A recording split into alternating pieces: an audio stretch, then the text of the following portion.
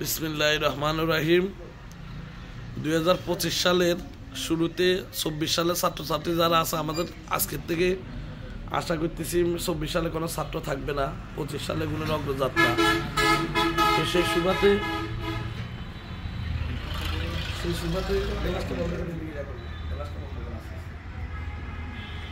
বিসমিল্লাহির রহমানির রহিম। আমাদের শনিবার আমরা সকালবেলা থেকে যদিও মানুষ আজকে তৈরি করে কিন্তু সময়টা আমরা শুরু করি 2 ঘন্টা করছি 11টা, বুঝছেন? এই মূলত 2 ঘন্টা আমরা একটা কি ধরনের ক্লাস করব, রাস্তা কিন্তু গাড়ির সামনে সবাই কম বেশি পাই, তাদেরকে শিখিয়ে দিয়েছি কেউ 80%, কেউ 90%, কেউ 100%। এই 3 ধরনের ছাত্র কিন্তু আমাদের হয়। সবাইকে আমরা 100% করার কোনো সুযোগ থাকে না, বুঝছেন? এবং এমনও দেখছি আবার একেবারে 80% যে ছাত্রটা হঠাৎ সে একদিন একটা গাড়ি নিয়ে এসে আমার সামনে দাঁড়িয়ে গেছে, কিন্তু 100% তাকে শিখেছি সে রাস্তায় ঘুরতেছে, গাড়ি পেতেছে। তার মানে দেখা গেছে 80% যেই যাকে ক্লাস করাইছি সে কিন্তু ধীরে স্থির ভাবে তার লক্ষ্য উদ্দেশ্য মনের ভিতরে নিয়ে সে আগাইছে। কোন গাছের কোন ডাইলে যাবে পাড়াটা দিলে আমি ড্রাইভিং লাইনে সফল হবো, লাইসেন্স নিতে পারবো, একটা চাকরি পাবো, ওই অগ্রসরের দিকে সে কাইট দিয়েছে। বাকিটা তাকে আল্লাহ সফল করিয়ে দিয়েছে। কথা কি বুঝতে পারছেন? এখন আপনারা এখানে যারা আছেন আপনারা কিন্তু প্রতি মাসে একটা পরীক্ষা, এখানে এরকম প্রত্যেক মাসে আমাদের এই দেখেন মানে 50 জন লোক আমাদের এই মাসে বিদায় দিতেছে। এখন আমাদের এই 6-7টা গাড়ির মোটরসাইকেল বা বাইক দিয়ে আমরা এই গাড়িগুলো প্রতি মাসে আমরা প্রত্যেকটা জেলা যা শিখাই এক জায়গায় বিদায় দিই, একটা সার্টিফিকেট দিই, একটা মনে করেন যে একটু চা পানি কথাবার্তা বা শুনি, আপনাদের অভিযোগগুলো শুনি, বুঝছেন?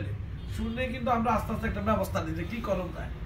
একটা প্রতিষ্ঠান তো আর একদিনে এখানে আসা যায় না ভাইয়া, বুঝছেন? গেল এটা। আর দ্বিতীয় বিষয় হলো আপনাদের ড্রাইভিং এ করতে গিয়ে যদি কোনো ট্রেনার বা আপনাদের সাথে কোনো সমস্যা হয়, আপনারা কিন্তু যে কোনো প্রতিষ্ঠানে একটা জায়গায় কথা বলার সুযোগ আছে।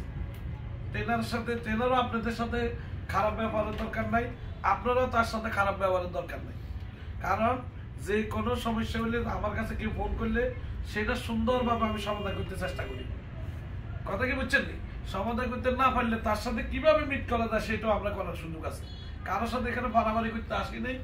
এমন একটা কাজ আমি আপনাদের সাথে যদি সম্পর্ক করতে পারি এটাই আমার লাভ।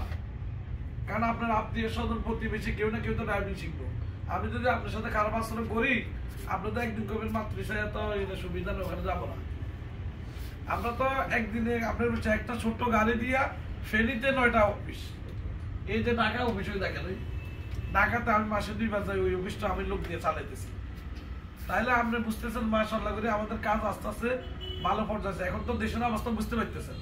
আমি কিন্তু এখানে এই রুম কিন্তু আমাদের ট্রেনিং রুম হইতেছে, একটা এসি কন্ডিশন, এমন ব্যবস্থা, প্রজেক্টরের মাধ্যমে কম্পিউটারের মাধ্যমে আপনাদেরকে আমরা পুরো অ্যাক্সিডেন্ট গুলো কিভাবে ঘটতেছে, আমি চালক হিসেবে কোন কোন জায়গা ভুল করতেছি সবগুলো আমরা প্রজেক্টরে দেখাবো ইনশাআল্লাহ। এই 24 সালে যদি দেশের পরিস্থিতি ভালো থাকে, যদি যে কোনো একটা সরকার আসে, যে আসুক সরকার আসুক, আমাদের সরকার আসলে সমস্যা নেই, যে কোনো একটা ভালো সরকার আসুক, আসলে আমরা খুব শিগগির আমাদের ট্রেনিং রুম আরো কিছু উদ্দেশ্য নিয়ম কারণ আছে যেগুলো আমরা আপনাদের করতে পারতেছি না। দেশে পর্যাপ্ত পরিমাণ অবৈধ ড্রাইভিং স্কুল চলতেছে, কথা বুঝছেন?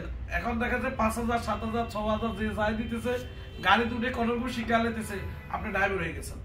কিন্তু আমাদের যে বিধিমালা, আমাদের যে বিআরটি এর কাছে আমাদের যে প্রশিক্ষণের যে নীতিমালা, ওগুলো আমরা পুরো ব্যবহার করতে পারতেছি না। কেন পারতেছি না? কারণ অবৈধ স্কুলগুলা যে কার্যক্রম করতেছে ওদের সাথে আমরা টিকে উঠতেছি না। ওরা বিভিন্ন জায়গায় অর্থের বিনিময়ে বিভিন্ন মানুষকে অর্থ দিয়ে তারা স্কুলগুলা পরিচালনা করতেছে। কথা কি বুঝতে পারছেন তো ভাইজান? আপনারা আমাকে সহযোগিতা করবেন, আমি ইনশাল্লাহ চাইতেছি এমন ভাবে আমরা ট্রেনিং রুম, পরীক্ষা, যেমন আমাদের এখান থেকে বিআরটি থেকে কিন্তু গেলে মতো কিন্তু বিআরটি বুঝে যে এটা মাতৃসায়ের স্টুডেন্ট, শুধু আপনি বললে আপনারা ফেল করার সুযোগ নেই। কারণ আমরা যে পরীক্ষাটা আপনি কিন্তু সেম পরীক্ষা বিআরটি দিচ্ছে, আর মাসে একবার পরীক্ষা নিতে, এখন সপ্তাহে একদিন কিন্তু আমি ক্লাসটা করতেছি। তার মানে মাসের 4 বার আপনাদেরকে আমি সম্পূর্ণভাবে নিয়ম শৃঙ্খলা গুলো বুঝাই। আমি কিন্তু মাস শেষে আপনার পরীক্ষাটা দিতেছি, মানে আগে কিন্তু বুঝাচ্ছি। এই যে এখানে যেটা দেখছেন এখানে মাত্র 15-20টা প্রশ্ন, কিন্তু 1 মাসে আমি 100-এরও বেশি শিখাই। কথা কি বুঝতে পারছেন তো? আচ্ছা, আমি আপনাদেরকে কয়েকটা কথা বলবো, আপনারা শুধু ভালো করে বুঝবেন। যদি আমি পেশাদার গাড়ি চালক হিসেবে গাড়ি চালাই, পেশাদার কি তার বয়স কত?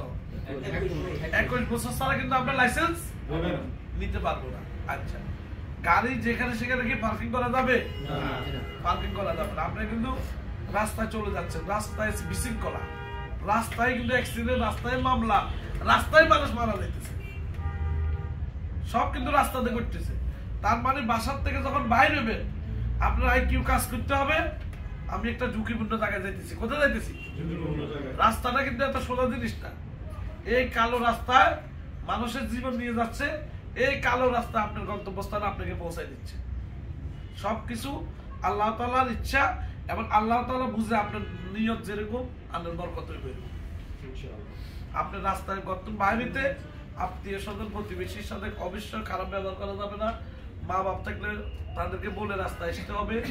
এবং আল্লাহর সবচেয়ে বড় নিয়ামত হলো যে মানুষগুলো আল্লাহ কিন্তু দিন প্রতিষ্ঠিত করছে ফজর নামাজের থেকে। আমি এখনো দেখছি একটা ছাত্র সকল ঘুম ভাঙিয়ে এখন আইতেছে। আপনি বুঝতে হবে যে ফজর নামাজ পড়ে আপনার দিন শুরু। আপনি ফজর নামাজের পরে কেন ঘুমাইতেছেন? সারা দিন আপনার দিন কোনো কাজে কর্মে কোনো কিছুতে বরকত হবে না। যদি আপনারা ফজর নামাজটা পড়ে কাজটা শুরু করেন, সারাদিন বেশি না 10টা পর্যন্ত ফজর নামাজের পরের দিন যে কাজ আপনি করতে পারবেন, সারাদিন এই কাজ আর আপনি কাজ করতে পারবেন না। এবার ফজর নামাজটা পড়ে আল্লাহ কিন্তু একটা ফেরেশতাকে রিজিকের জন্য নির্ধারণ করে যে আমার কাছে কে কে নামাজ পড়ি, জমিনে কি চাইতেছে তুমি একটু দেখো।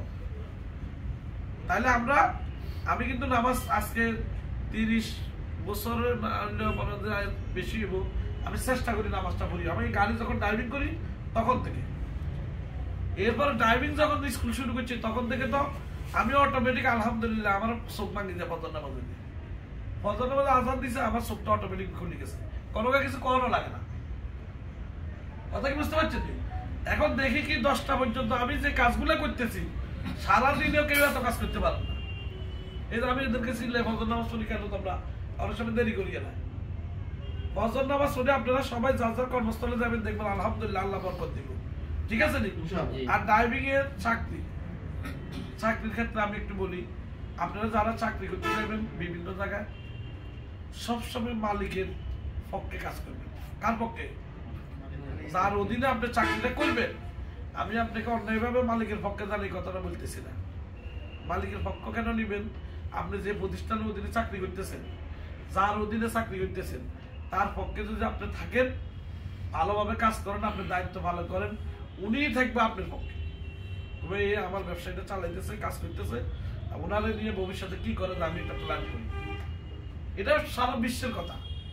কিন্তু যারা প্রতিষ্ঠানের সাথে, আপনার মালিকের সাথে আপনার চলাফেরার সম্পর্কে ডাউট থাকবো, প্রশ্নবিদ্ধ থাকবো, তারা জীবনে কোনোদিন অগ্রগতি আপনাদের ভালো হবে না। আমি এমনও দেখছি গাড়ি চালকের ইন্টারভিউ দিবে লাগেছে টিকে না, বা গাড়ির মালিকের গাড়িটা কিনছে, মালিক একটা কিস্তি নিয়ে একটা গাড়ি কিনছে, ধরুন 30 লাখ টাকা একটা হাইস, তা ড্রাইভার গেলে দিছে কুমিল্লা তুমি আইবো। আইবার সময় একটা ধরেন মাদক ব্যবসায়ী একজন বললো তুমি একটা কাজ করো, তুমি আমার এই গাড়িটা দিয়া মালটা খালি বই পারলে হসাই দিবা এই ব্যাগটা। ড্রাইভারে বলছে তোমার এটার বিনিময়ে আমি 10,000 টাকা দেবো। কত দিব? ড্রাইভারও চিন্তা করছে কয় কি, আমি তো এটা দিয়ে এমনি যাই দেবো, এটা লোকে গেলে ব্যাগিয়ে দিয়ে দিব, আমি 10,000 টাকা হাই দিয়ে দেবো। এই গাড়ি চালক ভাই কি চিন্তা করছে? এই মাদকের ব্যাখ্যাতজি কথা বলছেন, যদি কোন রকম আইন শৃঙ্খলা বাহিনী তথ্য পায়, কোন রকম যদি সে ধরা খায়, তাহলে তার গাড়ি কোথায় যাইব, সে কোথায় যাইব, তার বউ বাচ্চা বিবি বাল বাচ্চা বাড়িতে আসে না, তাহলে অতিরিক্ত লোভে সে কোথায় গেছে? জেলে গেছে। জেলে কি সহজে বাড়িতে পারবে মাদক ব্যবসা? এবার আমার এক সার্কিট, ওই যে সালাম টাবারে থাকে, উনি আমার থেকে ডায়াবেটিক্সের লাইসেন্স বানাইছে, মাসুম ভাই। কি মাসুম ভাই সালাম টাবার অফিস, তো ওনার গাড়িতে ওনার ড্রাইভার ওনার লাইফটা শেষ করে দিয়েছে। এমনকি ওনার ড্রাইভার ওনার গাড়িটা বিক্রি তো দূরের কথা, বিক্রি করি জেল, থানা, পুলিশ, ডিবি এত জায়গা বিশৃঙ্খলাতে সমস্যায় পড়ছে। একমাত্র আল্লাহ তারা সর্বশেষ বাঁচাইছে একটা ড্রাইভারের ভুলের কারণে। ওই কইছি যে মাদক টাইছে কিনেছে, আমার তো ড্রাইভিং শিখি লাইসেন্স বানাইছে, একটা গাড়ি কিনছে, হঠাৎ আমার একটা শহীদ ভাই গাড়িটা কিনছে। একবার আচ্ছা ঠিক আছে, ভালো একজন নামাজি একজন ভালো লোককে গাড়িটা দিবেন যেন সে চালায়, আর আমরা চালাইলে সাবধানে চালাই। তখন আমি তো আল্লাহ দোয়া করলাম। কিছুদিন পরে উনি সে একটা ড্রাইভার নিয়ম দিছে। এর কিছুদিন পরে উনি ড্রাইভার জেয়ালে, গাড়িও জেয়ালে, উনি থানায় পুলিশ বিভিন্ন জায়গায় ডিউটি আছে। এই দোয়ার লগে গাড়িও বিক্রি হয়ে গেছে, ওনারও কত টাকা গেছে। উনি লাস্টের জন্য কইলেন ভাই আমার জীবনের মানে এত বেশি এত কষ্ট আর কোনো নাই। আপনি কার কথা বুঝতে পারছেন? কখনো কোনো মাদকের আশ্রয়, কোনো মাদক ব্যবসার সাথে কোনো সম্পর্ক, জীবন চলার পথে সবচেয়ে বেশি দরকার হলো আপনার সততা বন্ধু, ভালো বন্ধুদের সাথে, নইলে একা চলেন। কি চলবে? বন্ধু বান্ধব চলবে, কিন্তু ওই বন্ধুর সাথে আপনি সবচেয়ে বেশি সম্পর্ক যদি করতে চান যে আমার এই বন্ধুটা লাগবে চলাফিরা, আগে তারা টাকা হাওলাত দিবেন। কি দিবেন? কি দিবেন? আগে তাকে ছোট্ট একটা টাকা হাওলাত দিবেন, হ্যাঁ, এরপরে এটা দিয়ে লাইলে আরেকটা দিবেন ছোট্ট, একটু বেশি দিবেন, তো প্রয়োজনে 3 বার তার সাথে লেনদেন করবেন। কথা কি বুঝতে পারছেন?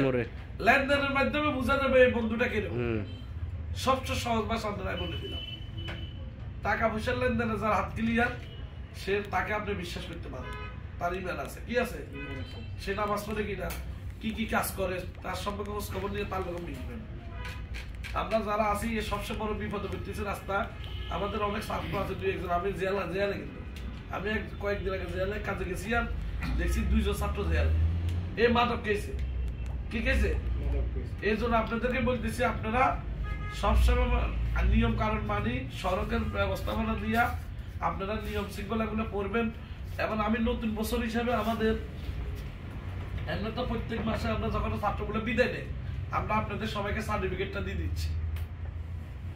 কথা কি বুঝতে পারছেন? এই সার্টিফিকেটটা দিয়ে দিচ্ছি ইনশাল্লাহ। সার্টিফিকেটটা নিয়ে আমাদের প্রতিষ্ঠানের একটা দোয়া করবেন।